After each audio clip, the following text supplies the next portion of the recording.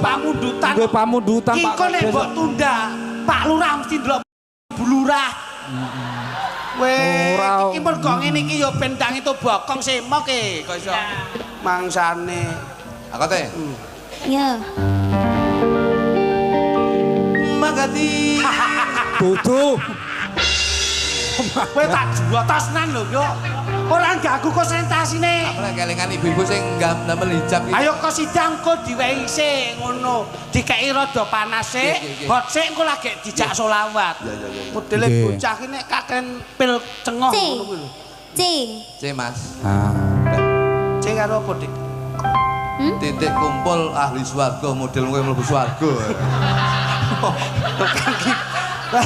Tukang kibat iki tulisane rena-rena wae. Kumpul ahli swarga ki omongane wong sing jagakne.